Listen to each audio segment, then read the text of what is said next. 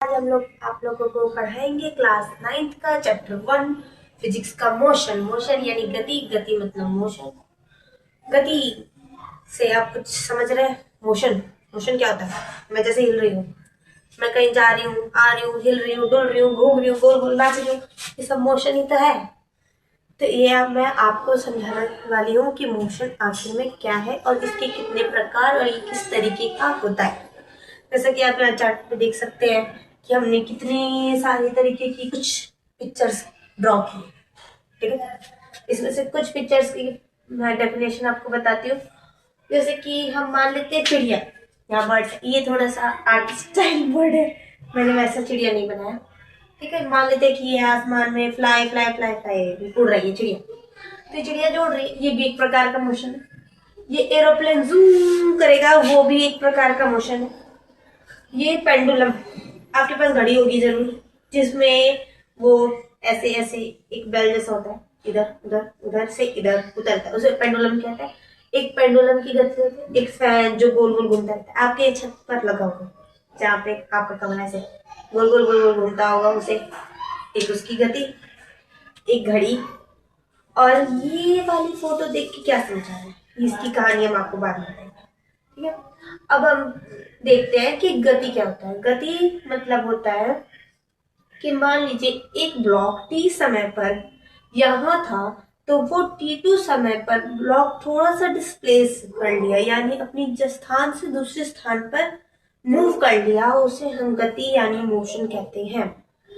तो हम ये कह सकते हैं जब गति का अर्थ, जब कोई वस्तु समय के साथ अपनी स्थिति में परिवर्तन करती है तो उसे गति कहा जाता है।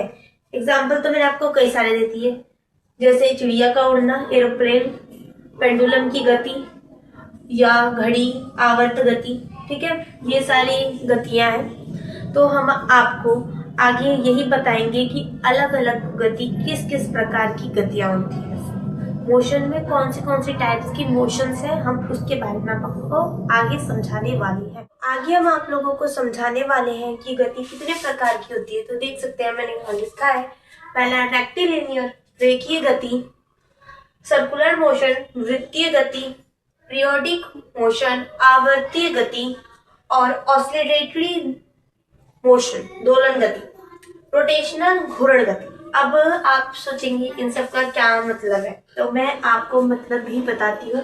जैसे रेक्टिलिनियर की सबसे पहली बात हम करें कि रेक्टिलिनियर मोशन क्या होता है, तो यानी सरेखीय गति, यानी ये एक ही रेखा में जो मोशन होगा, यानी एक सेम लाइन पाथ पे कोई मोशन होगा। जैसे हमारी गाड़ी यहाँ है और यहाँ से चलते चलते वो सेम लाइन, एक रेखीय में मतलब सीधी लाइन में अगर कोई मोशन कर रही है तो वो रेक्टिलिनियर मोशन कहलाता है, ठीक है। ये हो गया।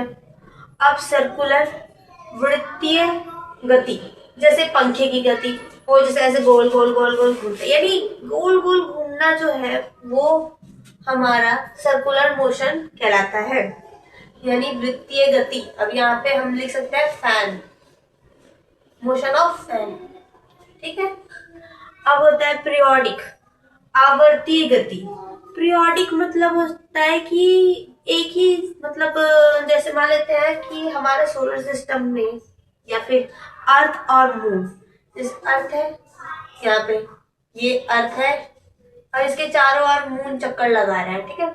यानी उनका एक सेम वो होगा, रोटेशन होगा, ऐसे सन इसका चक्कर लगा, मून इसका चक्कर लगाता रहेगा अर्थ का, वो एक उसका सेम पाथ है ना, उसका सेम पाथ है, वो कभी बदल नहीं सकता। तो ये जो है उसे पीरियोडिक मोशन कहा जाता है, जो सेम पाथ पे ड्यूरेशन लेता रहे, ठीक है।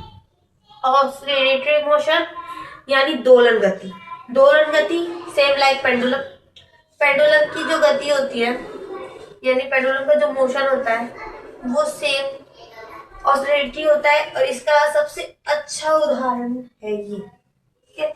या फिर हम मान सकते एक वो है, क्या बोलते, सरफेस है जिससे स्प्रिंग लटकी हुई है, और यहाँ एक हमारा कोई ऑब्जेक्ट है। अब स्प्रिंग को हम नीचे खींचेंगे तो वो ऊपर नीचे ऊपर नीचे ऊपर नीचे एक गति करेगी, उसे भी दोलन गति कहा जाता है। ठीक है। घूर्ण गति यानी जब अर्थ है जो वो जो अपनी एक्सिस पे घूमती है उसे घूर्ण गति कहा जाता है, जब अर्थ अपने एक्सिस पे घूमेगी तब। ठीक है। वैसी गति को घूर्ण गति कहा जाता है, मतलब अपने ही अक्ष पर चक्कर लगाने की प्रक्रिया को घूर्ण गति कहा जाता है। अब वो लट्टू भी हो सकता है या फिर पृथ्वी भी हो सकती है। ठीक है। अब हम जानते हैं कि कौन सी क्वांटिटीज होती है। उसके पहले हम आपको फ्रेम और रेफरेंस बताएंगे। ठीक है। हम जैसे कि आपको कह रहे थे कि एंगल ऑफ जैसे कि हम आपको बता रहे थे कि फ्रेम और रेफरेंस क्या होता है। अब मैं आपको एक उसके एग्जांपल की तरह समझाते हैं। अब जैसे मैं गई घूमने ट्रेन में, ठीक है, तो मैं ट्रेन में बैठी हूँ और ट्रेन जो है वो चल रही है अपनी लाइन पर जैसे उसे चलना है। ठीक है। यानी ट्रेन जो है वो मोशन में। ठीक है। और मेरे जो मैं खिड़की है, ट्रेन में खिड़की होती है आप जानते हो, जाहिर सी बात है। तो जैसे वो खिड़की है ना ट्रेन की, उसके बाहर मैं देख रही हूँ। अब उस खिड़की के बाहर जब मैं देख रही हूँ तो दो लोग खड़े हैं। अब वो पता नहीं कौन है, मैं नहीं जानती, फिलहाल उन दो लोग खड़े हैं। ठीक है। वो दो लोग ना बाहर से मुझे देख रहे हैं तो कह रहे हैं ना कि ट्रेन के साथ वो इंसान भी आगे बढ़ गया, और मैं ट्रेन से उस इंसान को देख रही हूँ तो कह रही हूँ हमारे साथ वो इंसान पीछे चला गया। ठीक है। तो यही होती है फ्रेम और रेफरेंस, यानी जो मैंने देखा वो फ्रेम है और जो दिखाई दे रहा है पीछे जाते हुए वो मेरा रेफरेंस है। मैंने देखा कि वो इंसान मेरे साथ गति में है, और मेरे जो साथ में मेरी दादी बैठी है मान लेती हूँ, वो गति में नहीं है। मैं जब जा रही हूँ तो मेरे साथ मेरी दादी बैठी है, वो मेरे साथ बैठी हुई है, यानी वो गति अवस्था में नहीं है, वो स्थिर अवस्था में है, मोशनलेस है वो अभी। ठीक है। लेकिन जो बाहर के लोग हैं उन्हें देख के लग रहा है कि मैं और मेरी दादी दोनों मोशनफुल है, यानी हम दोनों गतिमान हैं। ठीक है। ये है मोशनलेस, हम दोनों नहीं है। और जो बाहर का व्यक्ति है उसके साथ जो खड़ा है उसे लग रहा है ना दोनों को देखने पे कि हम लोग गतिमान नहीं है। वो जो दो लोग जा रहे हैं ट्रेन से वो गतिमान है, पर हमें जो लगता है कि वो दोनों गतिमान है, जो हमारे साथ है दादी वो गतिमान अवस्था में नहीं है। तो इसी को कहते हैं रेफरेंस और फ्रेम। जैसे कि मैंने यहाँ फोटो में दिखा रखा है, एक गाड़ी है। ठीक है। गाड़ी में दो लोग बैठे हैं, दो लोग गाड़ी के बाहर, कोई वाली गाड़ी आगे चल रही है, गाड़ी आगे आगे चली जा रही है, और दो लोग जो यहाँ बैठे हैं ये कह रहा है भाई हम दोनों तो मोशनलेस है, हमारे अंदर कोई गति नहीं है, पर ये दोनों देख आप पीछे जा रहे हैं, पीछे जा रहे हैं, हमारी गाड़ी आगे जा रही है तो ये पीछे जा रहे हैं, यानी ये मोशन में है। और इसके साथ जो खड़ा है वो कह रहा है कि भाई हम दोनों तो मोशनलेस है, ये दोनों की गाड़ी आगे जा रही है, साथ में ये लोग भी आगे जा रहे हैं, यानी ये मोशन में है और ये मोशन में नहीं है। इसी को कहते हैं फ्रेम और रेफरेंस। ठीक है। अब जैसे एग्जाम पॉइंट के व्यू से मैं आपको दो बातें बता रही, मतलब मेरे कहने का है एग्जाम पॉइंट ऑफ व्यू से मैं आपको एक बात बताना चाहती हूँ, जैसे कि motion is always related to a reference point. कहने का मतलब है गति हमेशा किसी भी संदर्भ बिंदु में सापेक्ष ही होती है। ठीक है। लेकिन दूसरा बात यहाँ पे ये है कि जब हम पोजीशन यानी रेफरेंस पॉइंट चेंज करेंगे तो वो कोई जरूरी नहीं है कि वो गतिमान हो या अगतिमान वस्तु। ठीक है। वो आप पे निर्भर करता है कि आपको क्या लगता है। ठीक है। ये था रेफरेंस और फ्रेम। अब हम आगे चलते हैं, जैसे हम अब आपको बताएंगे स्केलर और वेक्टर क्या होता है, सदिश अदिश क्या होता है। ठीक है। Scalar and vector quantities. आगे जैसा कि हम कहते हैं वेक्टर और स्केलर क्या होता है। ठीक है। वेक्टर का मतलब होता है जिसमें दिशा के साथ परिमाण भी हो, यानी मान लो कोई गाड़ी है वो 15 किलोमीटर प्रति घंटा की स्पीड से पूरब दिशा में जा रही है, तो इसमें पूरब जो है वो डायरेक्शन है और परिमाण यानी जो 15 किलोमीटर बोला गया था वो मैग्नीट्यूड है, ठीक है। यानी कहने का कुल अर्थ है कि वेक्टर यानी सदिश वह होता है जिसमें मैग्नीट्यूड और डायरेक्शन दोनों की बात की जाती है।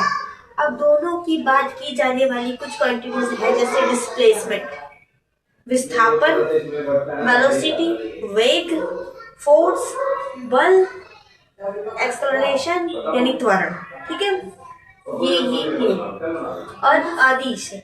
आदिश में क्या होता है, इसमें केवल मैग्नीट्यूड होता है, डायरेक्शन की बात कहीं की ही नहीं जाती। बस कहा जाता है कि मैं 10 किलोमीटर पहाड़ पर चढ़ी, तो कौन सी डायरेक्शन में, इसकी बात नहीं की जाती, ठीक है। तो इसके कुछ क्वांटिटीज है, जैसे डिस्टेंस दूरी, स्पीड चाल, टाइम समय, मास, द्रव्यमान, ठीक है। के लिए आप इतना समझें और मैं फिर मिलते हैं अगले क्लास में। इसकी आगे से हम समझेंगे कि और क्या है इसमें, और इन सबको समझेंगे, डिस्टेंस, स्पीड, टाइम, मास, इन सब के बारे में अब हम पढ़ेंगे, ठीक है। कि इनका फॉर्मूला कैसे है और इनका यूज कहाँ है और ये कैसे इस चैप्टर में काम कर रहे हैं, ठीक है। तो मिलते हैं अगले वीडियो में, उसके लिए बाय, लाइक शेयर सब्सक्राइब जरूर करें।